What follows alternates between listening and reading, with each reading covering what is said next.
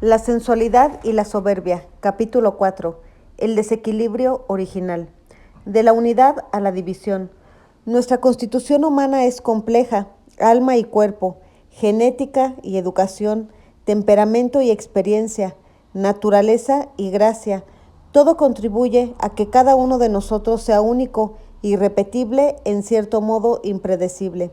Como vimos en el capítulo anterior, el pecado introdujo el desorden en nuestra personalidad, transformando la armonía original en desequilibrio y tensión, y el amor, ese ímpetu espontáneo de nuestro corazón, quedó herido y contrastado por una nueva fuerza de signo contrario, el egoísmo. Muy pronto, este produjo su primer y más amargo fruto, la división, lo opuesto a la unidad, la armonía, la cohesión y la paz.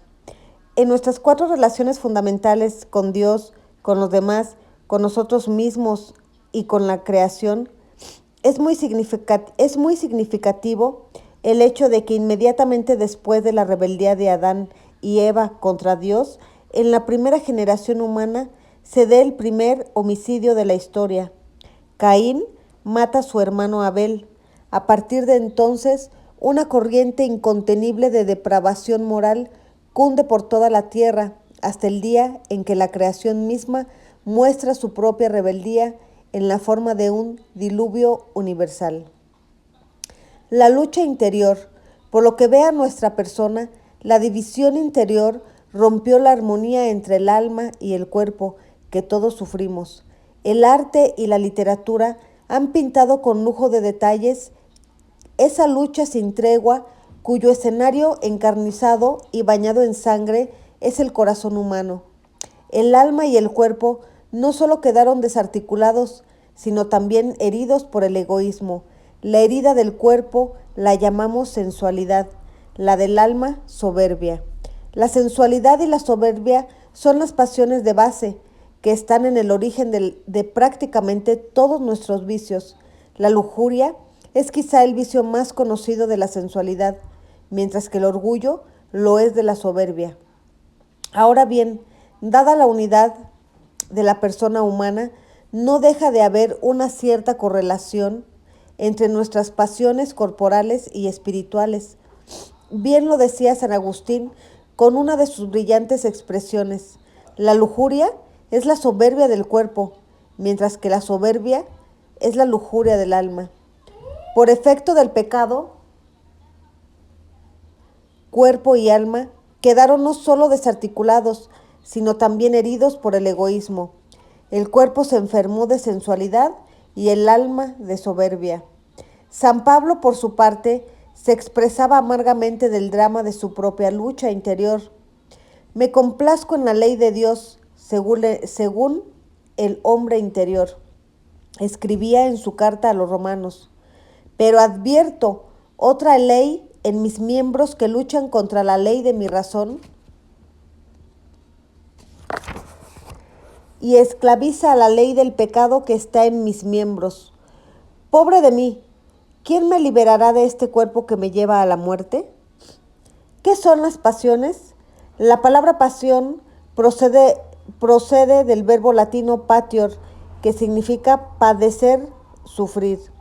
Las pasiones son inclinaciones o tendencias espontáneas, a veces muy intensas. Casi siempre las pasiones se despiertan respondiendo a un estímulo que incide en nuestra sensibilidad, emotividad o incluso nuestra inteligencia. En sí mismas, las pasiones no son buenas ni malas, todo depende de qué hagamos con ellas.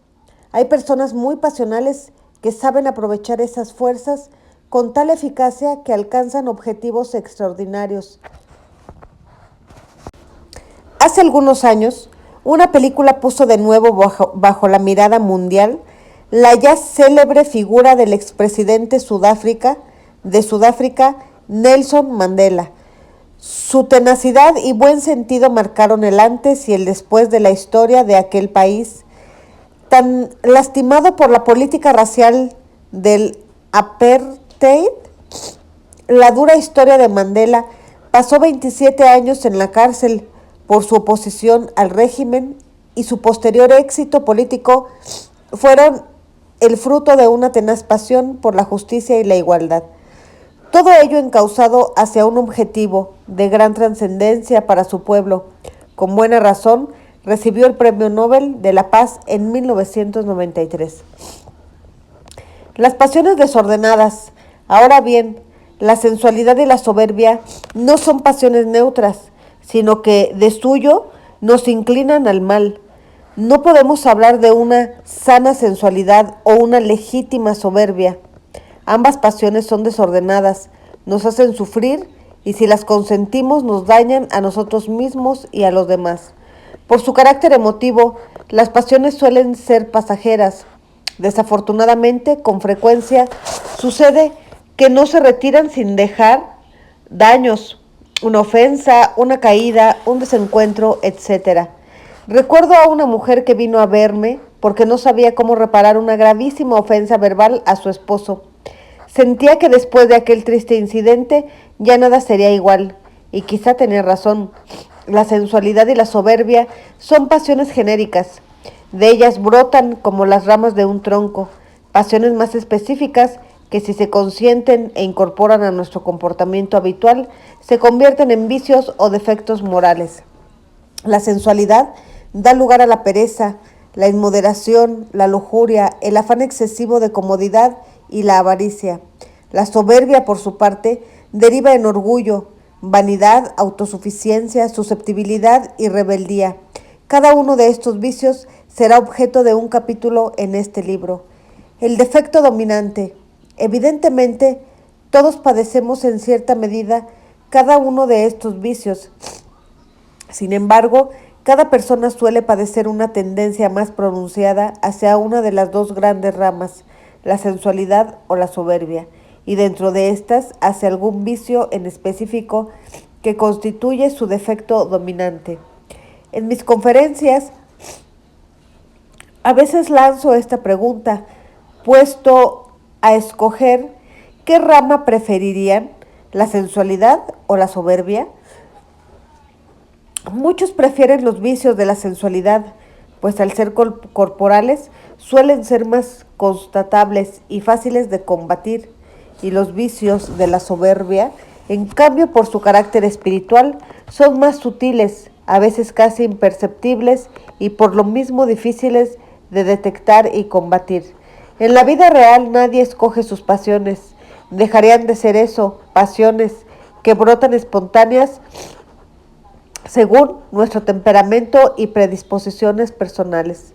Lo que nos corresponde más bien es descubrir qué pasiones predominan en nuestro perfil y en particular cuál es la pasión o el defecto dominante que más nos aqueja.